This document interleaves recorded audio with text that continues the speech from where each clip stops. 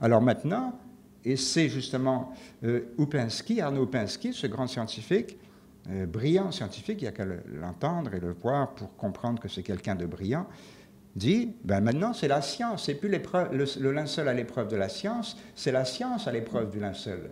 Il faut départager, il y a une contradiction, voyez-vous, dans les données scientifiques. Comme la science ne peut pas dire, eh ben, c'est du Moyen-Âge, et puis sans autre résultat, on va dire, ben non, c'est pas du Moyen-Âge, c'est des 2 premiers siècles à peu près.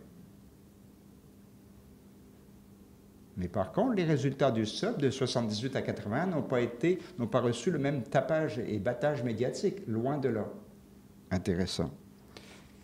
L'expression « la science à l'épreuve du linceul » est due à Arnaud Upinski, mathématicien, épistémologue et physicien français.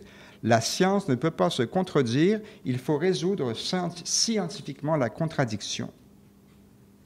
Alors, je vais d'abord vous expliquer rapidement ce que c'est qu'un épistémologue, si certains ne le savent pas. C'est un mot qui vient du grec, avec les racines épistémé, qui veut dire science, et logos, langage, étude, etc. Selon la définition de dictionnaire du Grand Larousse, on trouve aussi la définition suivante, l'épistémologie, c'est l'étude critique des sciences destinée à déterminer leur origine logique, leur valeur et leur portée. C'est l'étude de la valeur de la science et des théories scientifiques et des conclusions scientifiques.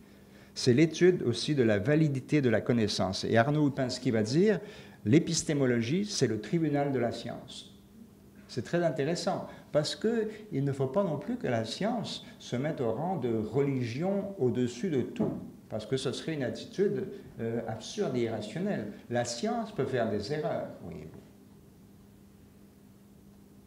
Et la science n'est jamais complète.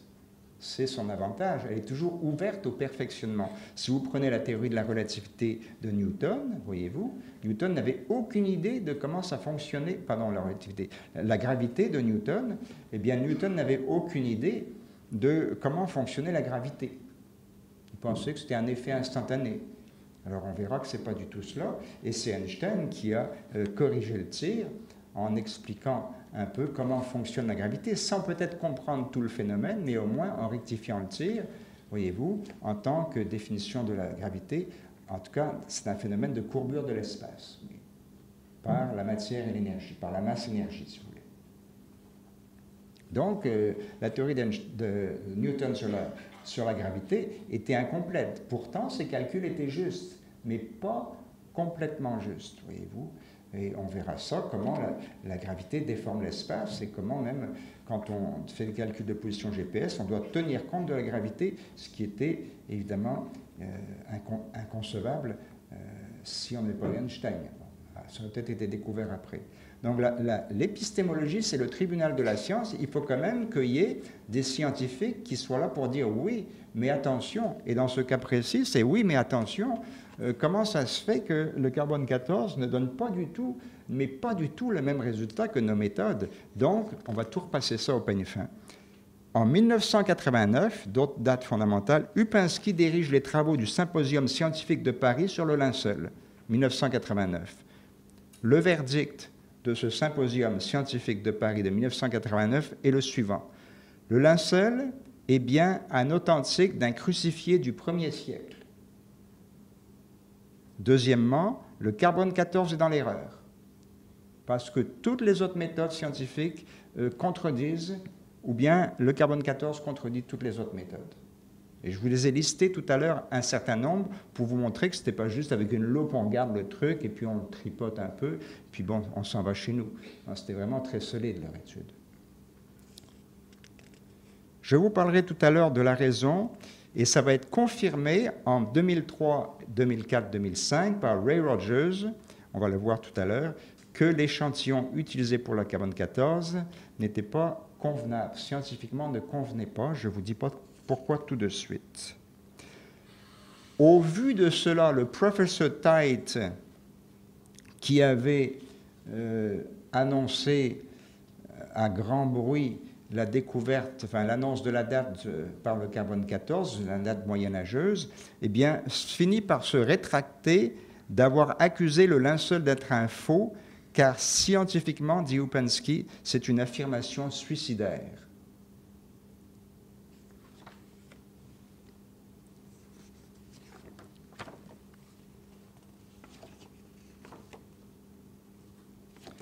En 1993, ce comité de scientifiques veut aller plus loin. Je pense que c'est environ 70 scientifiques. Ils réunissent un symposium extraordinaire de 57 scientifiques à Rome en 1993. Maintenant qu'ils savent que le linceul ne peut pas avoir été produit par une main humaine, parce que même aujourd'hui, on ne peut pas le reproduire, il est non reproductible, voyez-vous. On n'explique pas, ils n'ont pas expliqué encore en 89 la manière dont a pu se former cette image. Bon, le sang et tout ça, c'est évident. Écoulement de blessures et tout ça, cette sans blessure, plaie, etc. Mais l'image elle-même, cette espèce de dégradation superficielle de la cellulose qui donne une teinte légèrement un peu plus brune au tissu, comment ça a pu se former? C'est pas une peinture, c'est pas un frottis, c'est pas un frottement, c'est pas un arrachage, c'est pas tout ce que vous voulez. Rien de tout ça. Alors, 93 à Rome, le symposium extraordinaire de 57 scientifiques veut répondre à la question, ils veulent aller plus loin. C'est ça la science. La science veut toujours aller plus loin. Et c'est le bon côté de la science, voyez-vous. Comme actuellement, on veut aller plus loin dans beaucoup de choses, en physique quantique, en cosmologie, etc., etc. Essentiellement dans ces deux domaines, mais il y en a d'autres. Il veut répondre à la question, qui est l'homme du linceul? Alors là, ça devient vraiment sérieux et intéressant. Eh bien, voici la réponse, et d'ailleurs, je vais vous mettre sous les yeux les livres fondamentaux d'Oupenski. D'habitude, je les ai avec moi, mais à Québec, je les avais avec moi à Montréal, mais là, c'est trop lourd. J'avais 3 livres, plus un autre plus gros livre. Ce sont les rapports, voyez-vous, sur le linceul scientifique. Le linceul de Turin est authentique, non falsifiable, non reproductible. Il est conforme aux descriptions détaillées des textes historiquement datés du 1er siècle appelés évangiles. Mais là, les évangiles ne servent plus comme texte religieux, mais comme texte de description au niveau anatomique, au niveau du supplice, au niveau des coups, de la flagellation, du portement de croix, de la crucifixion, du couronnement d'épines et du perçage des mains et des pieds et du perçage par le côté. Curieusement, ce tissu reproduit à la perfection ce qui est décrit là. Analyse anatomique, analyse pathologique, tout ça a été fait avec sérieux. Ils en concluent que ce tissu, en tout cas les marques, est conforme aux descriptions détaillées des évangiles canoniques concernant la passion de Jésus de Nazareth. L'empreinte de sa flagellation par 2 hommes, 2 personnes l'ont flagellé en même temps, l'un après l'autre, clac, clac, chacun d'un côté. Le couronnement d'épines est là. Le portement de croix est visible. Je n'irai pas dans tous les détails. Ceux qui veulent approfondir cette connaissance, c'est très intéressant. Mais percement des clous au poignet, voyez-vous, et non pas dans les mains. Percement d'un clou pour 2 pieds. Coup de lance sommaire dans le côté droit.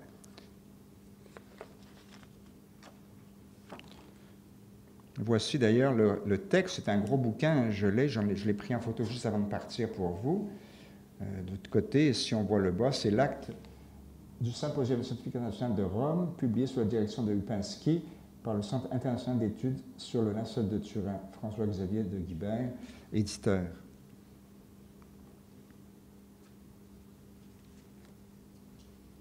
Le sang encore rouge est parfaitement localisé en positif, rouge à cause de la bilirubine créée par le choc et le traumatisme physique subi. À ce moment-là, l'hémoglobine produit de la bilirubine qui reste rouge. Il parle, dans cette étude du linceul, d'un surchâtiment, en fait, une double condamnation avec une double peine. C'est-à-dire que Jésus, en fait, si on s'en réfère au texte, est jugé 2 fois. Il est d'abord condamné au fouet, à la flagellation, et ensuite, un certain groupe, essentiellement les prêtres du temple, requiert sa mise à mort. Et Pilate le faible, eh bien, aura peur et envoie Jésus à la croix en échangeant Barabbas. Donc, il a eu 2 condamnations, Jésus, dont on ne parle pas souvent, et deux châtiments. On trouve également des sérosités qui ne sont pas visibles à l'œil nu, voyez-vous, mais bien visibles au microscope électronique et surtout aux ultraviolets. Alors, imaginez un faussaire qui remettent des sérums qu'on ne peut pas voir à son époque, mais qui imaginent qu'on pourra voir peut-être en l'an 2000. Une absurdité totale. Mais ça, c'est scientifiquement prouvé. La qualification de faux du British Museum est une impossibilité scientifique et l'identification de Jésus de Nazareth, tel que décrit dans les évangiles, et les évangiles ont été écrits au 1er siècle, c'est confirmé, au plus tard en l'an 90, sans doute, certains l'an 70, voyez-vous. Donc, il y a une correspondance entre les deux. Et on sait que ce n'est pas quelqu'un qui l'a fait, qui a fait ce dessin, cette représentation. Alors, qu'est-ce que c'est? On verra ça un peu plus tard. Mais la conclusion par la preuve des preuves, en 1993, c'est l'impression retrait sans contact, voyez-vous. Impression retrait sans contact. Il y a un corps là-dedans qui a saigné, qui a séché au niveau du sang. En tout cas, le sang a séché. Le corps, c'est comme s'il était volatilisé. Il n'y a pas eu de retrait. Il appelle ça une impression retrait sans contact. C'est une expression excellente. Avec la double signature non reproductible. La double signature, c'est l'empreinte du corps et l'empreinte du sang. Elle est non reproductible, même cette signature, parce que l'empreinte du corps n'est pas reproductible. On ne sait pas avec quoi il faut la faire. On ne peut pas la faire. On ne l'a jamais pu la faire. Personne d'autre apparemment n'a réussi à faire ça. On n'a jamais trouvé un linceul avec une empreinte comme ça. Et deuxièmement, le sang, eh bien, il est là. La bilirubine est là. Voyez-vous, c'est une double signature. L'image et les taches de sang sans arrachement, sans dépôt de chair, sans déplacement du corps, c'est infaisable. Non seulement on ne peut pas reproduire l'image, mais on n'est même pas capable de reproduire les taches de sang telles qu'elles sont là, voyez-vous, et de sérum. Parce que si on avait mis un corps là-dedans, quelqu'un qui serait amusé à mettre son grand-père là-dedans une fois qu'il était mort, en faisant croire que c'était Jésus, voyez-vous, eh bien, attention, je n'ai pas dit que c'était... mais c'est ce que dit le symposium de Rome. Et ce n'est pas Rome, rien à voir avec le Vatican. Au contraire, le Vatican n'était pas trop chaud pour les conclusions. On va voir peut-être pourquoi, on ne le sait pas, mais on va voir que c'est le cas. Conclusion finale du symposium scientifique de Rome en 1993, c'est quand même phénoménal. Et moi, avant cette année, je ne savais pas ça. Oui. Moi, je suis carbone 14. Quand j'ai dit carbone 14 en 88, je me souviens, oh, carbone 14, 1300, 1400. Pour moi, c'était bon.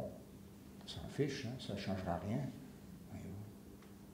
Mais par contre, si c'est vraiment le linceul de Jésus, comme l'indiquent ces démarches scientifiques, alors on doit le dire aussi. Voyez-vous, on doit dire la vérité. Ah non, c'est pas le linceul de Jésus, c'est un faux, on a trouvé comment ça a été fait. D'accord, c'est un faux. Et des gens, il y a toujours des petits comiques qui s'amusent à faire des trucs comme ça, voyez-vous. Mais généralement, quand les gens, on va entendre Upinski tout à l'heure, quand les gens font des faux, ils ont des intérêts. Ils ne font pas ça, ou alors c'est pour démolir la réalité de la résurrection, voyez-vous, à la limite.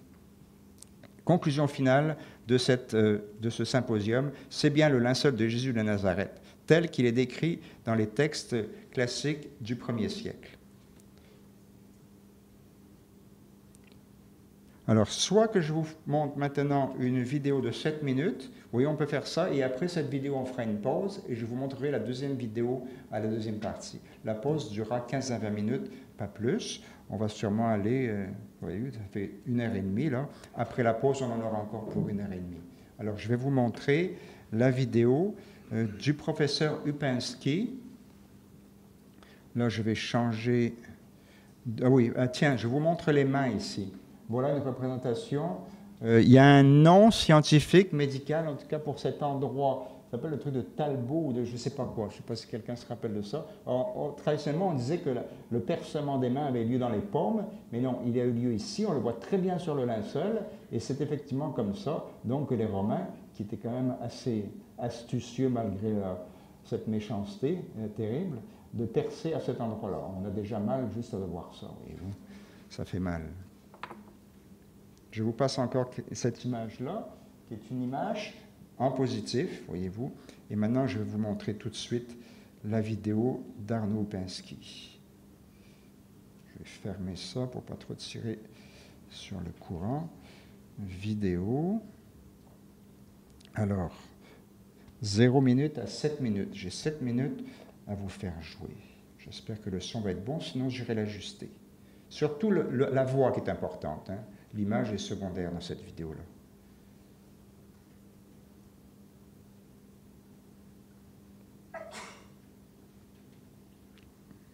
Alors là, j'ai un petit problème. On va aller voir ça tout de suite. Qu'est-ce qui se passe? J'ai pas de son, là, pourtant. Pourtant, oui. C'est que plus aucun scientifique au monde... Je recommence.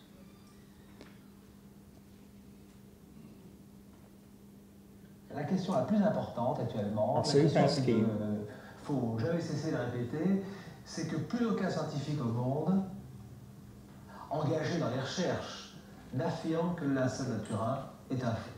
Et plus personne n'affirme que c'est un faux, parce que plus personne ne peut affirmer que c'est un faux. Et ça, c'est un des grands résultats du Symposium de Paris du 7 et 8 septembre 1989, qui a tellement ridiculisé la thèse du faux que plus aucun scientifique, sous peine de se ridiculiser, ne peut affirmer que c'est un faux. Et alors, quelques jours après ce symposium, le docteur Teit, donc qui était le directeur de recherche du laboratoire du British Museum, a été obligé donc d'écrire, donc c'est lui qui avait organisé et qui coordonnait toutes les recherches donc qui a été faites par le Carnet 14, a été obligé d'écrire au propre conseiller scientifique, donc Godella, au conseiller scientifique de l'archevêque de Turin, donc le custode du linceul, que jamais il n'avait dit que c'était un faux. Alors ça, c'est un événement très très important, et qui a été confirmé d'ailleurs par une exposition qui a été faite au British Museum, donc de mars à août de l'année suivante, donc 90, qui avait un titre très provoquant qui s'appelait Fake, the Art of Deception, faux, l'art de la duperie. Alors c'était une grande exposition majeure du British Museum, et au cœur de cette exposition, il y avait la plus grande diapositive représentant la salle de Turin, donc de 4,20 m à peu près sur 2,10 m, et qui était présentée d'ailleurs assez habilement, mais comme un faux. Alors le CIELT, donc qui est l'organisation qui est sortie du Symposium de Paris, donc a réagi, je vais rapidement, ce sera un peu long, a réagi et a dit, British Museum a écrit en faisant remarquer que la 4e page de couverture, donc le dos du catalogue que le British Museum avait fait, parlait des faussaires du linceul de Turin. Il avait écrit explicitement en gros caractères les faussaires du linceul de Turin et ceux de l'homme de Piltdown, une sombre histoire dont je ne parlerai pas, avaient-ils le même purpose, le même objectif? Alors vous parlez des faussaires, lesquels?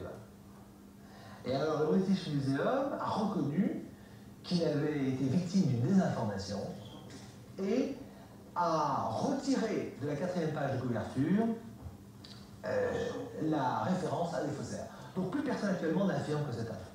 Parce que plus personne ne peut affirmer que c'est un faux. Bon. Alors ça, c'est un événement extrêmement important, parce que scientifiquement, si une pièce archéologique n'est pas un faux, c'est qu'elle n'a aucune signature de faux, et c'est donc que c'est un authentique. C'est la définition scientifique de l'authentique. L'authentique, c'est une pièce qui n'a qui ne donne prise d'aucune manière à un faux. Alors, c'est très important, parce que, et ça découle d'une évidence qu'il faut sur laquelle il faut insister, c'est le point le plus important, c'est que le linceul de Turin n'est pas reproductible. Et alors ça c'est... Donc, il y a 4 mots importants pour le linceul de Turin, à mon avis. Il y a le fait que c'est une pièce unique, que c'est une pièce paradoxale, qui a une logique tout à fait paradoxale, que c'est une énigme et que c'est une provocation pour l'intelligence humaine. Alors, une pièce unique, bon, en 2 mots, une pièce unique, pourquoi? Parce qu'il n'y en a pas d'autre. C'est-à-dire que vous avez eu, on a beaucoup crucifié, c'était la mode à une époque, il y a eu beaucoup de juifs notamment qui ont été crucifiés, il y a eu beaucoup de personnes qui ont été mises dans des linceuls, ça c'est indéniable, mais il n'y a qu'un seul linceul qui porte une image de ce type, qui porte même une image tout court. Donc il n'y a qu'un cadavre au monde, à notre connaissance, qui ait laissé son empreinte image sur un linceul. Donc il représente une pièce unique au monde. Le lin lui-même, le tissu est unique, on n'a pas d'autre. Donc, pièce unique au monde, donc d'une valeur inestimable. Tout ce qui est unique est sans prix. Bon, ça c'est un premier point. Et unique aussi parce que vous avez, à peu près toutes les disciplines de l'intelligence humaine sont représentées sur le linceul. Vous avez un aspect religieux, évident. Vous avez des éléments juridiques. Pourquoi l'homme a-t-il ou n'a-t-il pas été crucifié? Pourquoi a-t-il été flagellé? Donc des éléments de droit. Vous avez des éléments économiques. Quel est le prix? Bon, des éléments techniques. Comment cela a-t-il fait? Bon. des éléments médicaux. Enfin, vous avez à peu près martiaux. Comment le coup de lance a-t-il pas été porté? Est-ce conforme à l'escrime romaine? Donc on peut dire qu'à peu près toutes les disciplines sont représentées. Et donc il y a eu un travail considérable qui a été fait, rien que pour la chimie de l'image. Parce que le grand mystère, on va en parler, du linceul de Turin, c'est l'image. Comment cette image a-t-elle été faite? Il y a eu à peu près 150 000 heures de chimistes qui étaient engagés simplement pour découvrir, pour essayer de comprendre comment cette pièce était. Alors quand je dis unique aussi, toujours unique, c'est parce que c'est une image monochrome. Monochrome, ça veut dire qu'elle a une seule couleur. Pourquoi une seule couleur? Parce que vous avez des espèces de fibrilles, donc, qui ont tous la même couleur, et ce qui crée l'image, ce n'est pas le fait que c'est plus ou moins foncé, comme ça serait pour un tableau, si on charge le trait, c'est que vous avez plus ou moins donc, de fibres qui sont colorées au centimètre carré. Alors ça, c'est tout à fait unique. On imagine mal le faussaire peignant chaque fibrille. Et donc vous avez cette image qui est représentée et qu'on ne peut pas copier, qui ressemblerait, si vous ne le savez pas, peut-être à l'effet d'un rayon laser. On ne sait pas comment produire. C'est une déshydratation, simplement, et on ne sait pas comment elle a été produite. Donc c'est unique de ce point de vue-là. Alors paradoxal, je vous disais tout à l'heure que le point important de la démonstration scientifique de l'authenticité, parce que ce qui est intéressant pour un scientifique, c'est une démonstration, c'est que cette pièce archéologique n'est pas reproductible. Bon. Et non reproductible, ça veut bien dire qu'elle représente ce qu'elle semble représenter. Et c'est pour ça que tout le monde est obligé d'admettre que ça ne peut pas être l'œuvre d'un faussaire, parce qu'un faussaire, il faut qu'il ait des outils pour le faire. Et si c'était pour prouver que ce n'est pas reproductible, on peut dire maintenant aux scientifiques du XXe siècle, quand même, qui ont des techniques et des moyens tout à fait sans commune mesure avec le passé, avec des microscopes qui grossissent 5000 fois, par exemple, donc ces scientifiques devraient être capables de reproduire ce qu'un modeste faussaire du XIIe siècle, XIIIe siècle, c'est capable de faire. Personne ne peut le faire, donc, puisque personne ne peut le faire, on est bien obligé d'admettre que ce n'est pas reproductible. Voilà pour cet extrait avec Arnaud Upinski. Nous allons tout de suite faire une pause et ensuite nous allons compléter le suaire de Turin avec l'histoire du carbone 14. Et non seulement l'étude de ces deux symposiums de Paris et de Rome ont montré que le carbone 14 ne pouvait pas, le résultat du carbone 14 ne pouvait pas être vrai, mais vous allez voir que plus extraordinaire, le fameux chimiste dont j'ai parlé tout à l'heure, Ray Rogers, va prouver malgré lui, et pratiquement il ne voulait pas le faire parce que lui n'y croyait pas, il disait bon, le carbone 14 c'est bon, mais il va être poussé par son ami le photographe Schwartz, Barry Schwartz, pour vous allez voir pour quelle raison, à refaire une étude de cette histoire de carbone 14 et vous allez voir que là le carbone 14 tombe en 1000 morceaux. Le carbone 14, le résultat est faux, c'est une erreur scientifique. Pourquoi elle a été ainsi commise, cette erreur? Ça, c'est une autre question. J'en reprends dans 15 minutes. Merci.